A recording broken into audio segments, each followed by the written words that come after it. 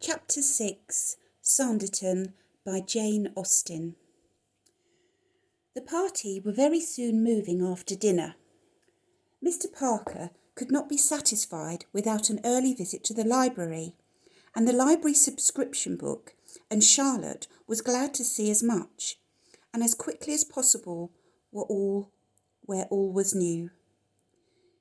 They were out in the very quietest part of a watering place day, when the important business of dinner or of sitting after dinner was going on in almost every inhabited lodging.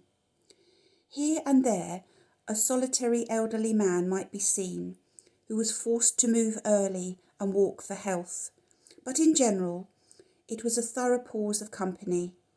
It was emptiness and tranquillity on the terrace, the cliffs and the sands. The shops were deserted. The straw hats and pendant lace seemed left to their fate, both within the house and without. And Mrs. Whitby at the library was sitting in her inner room, reading one of her own novels for want of employment. The list of subscribers was but commonplace. The Lady Denham, Miss Brereton, Mr. and Mrs. Parker, Sir Edward Denham and Miss Denham, whose names might be said to lead off the season, were followed by nothing better than Mrs. Matthews, Miss Matthews, Miss E. Matthews, Miss H. Matthews, Dr. and Mrs. Brown, Mr. Richard Pratt, Lieutenant Smith R.N., Captain Little, Limehouse, Mrs. Jane Fisher, Miss Scroggs, Reverend Mr. Hanking, Mr. Beard, Solicitor, Gray's Inn, Mrs. Davis and Miss Merriweather. Mr. Parker could not but feel that the list was not only without distinction, but less numerous than he had hoped. It was but July, however, and August and September were the months, and besides, the promised large families from Surrey and Camberwell were an ever-ready consolation. Mrs. Whitby came forward without delay from her literary recess, delighted to see Mr. Parker again, whose manners recommended him to everybody, and they were fully occupied in their various civilities and the communications, while Charlotte, having added her name to the list as the first offering to the success of the season, was busy in some immediate purchases for the further good of everybody. As soon as Miss Whitby could be hurried down from her toilet, with all her glossy curls and smart trinkets to wait on her. The library, of course, afforded everything, all the useless things in the world that could not be done without, and among so many pretty temptations, and with so much goodwill for Mr. Parker to encourage expenditure, Charlotte began to feel that she must check herself, or rather she reflected that at 22 there could be no excuse for her doing otherwise, and that it would not do for her to be spending all her money the very first evening. She took up a book. It happened to be a volume of Camilla. She had not Camilla's youth, and had no intention of having her distress. So she turned from the drawers of rings and brooches, repressed, farther solicitation, and paid for what she bought. For her particular gratification, they were then to take a turn on the cliff. But as they quitted the library, they were met by two ladies whose arrival made an alteration necessary, Lady Denham and Miss Brereton. They had been to Trafalgar House, and been directed thence to the library, and though Lady Denham was a great deal too active to regard the walk of a mile as anything requiring rest, and talked of going home again directly, the Parkers knew that to be pressed into their house and obliged to take her tea with them would suit her best, and therefore the stroll on the cliff gave way to an immediate return home. "No, no," said her ladyship, "I will not have you hurry your tea on my account. I know you like your tea late. My early hours are not to put my neighbours to inconvenience. No, Miss Clara and I will get back to our own tea.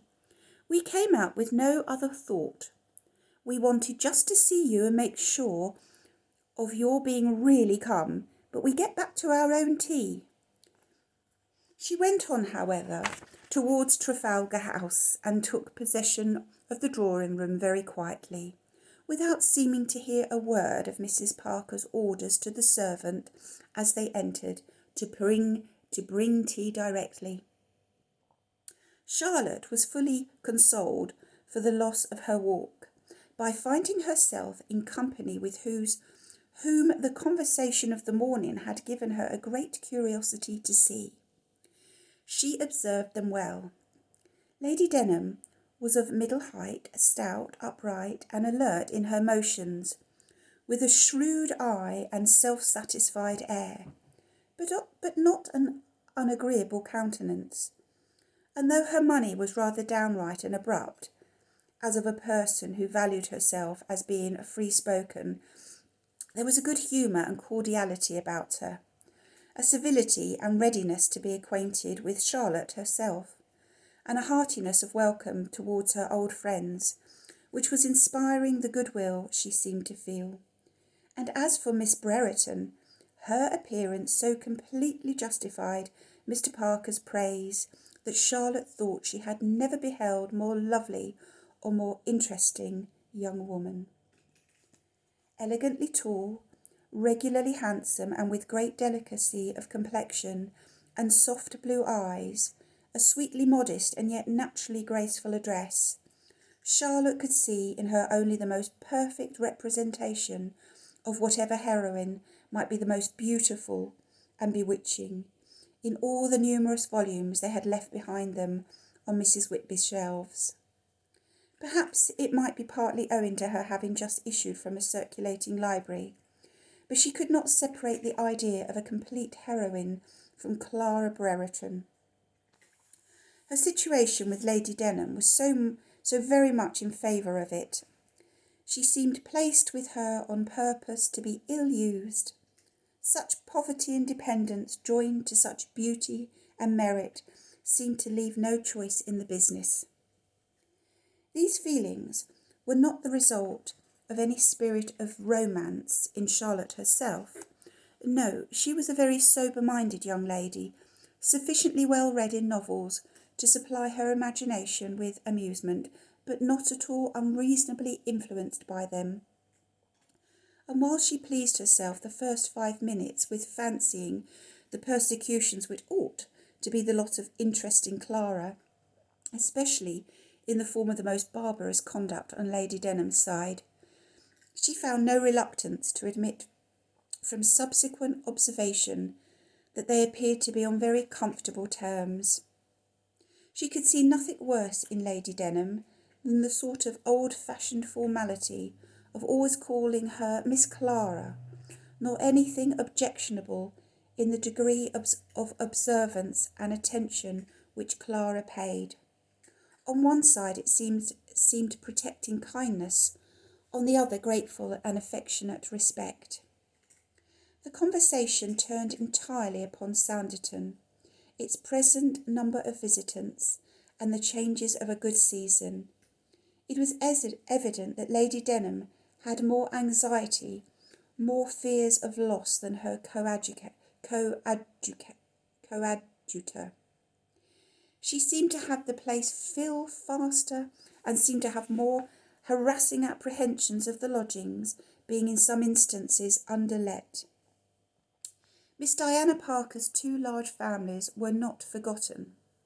Very good, said her ladyship. A West India family and a school. That sounds well. That will bring money.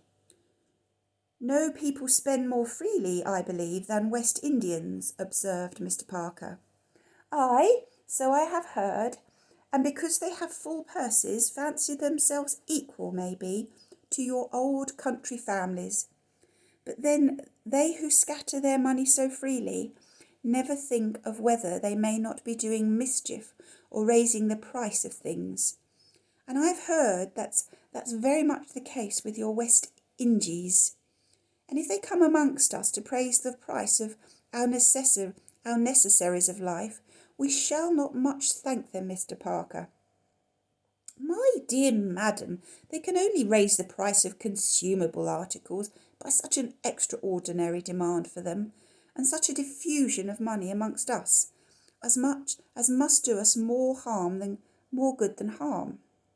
Our butchers and bakers and traders in general cannot get rich without bringing prosperity to us.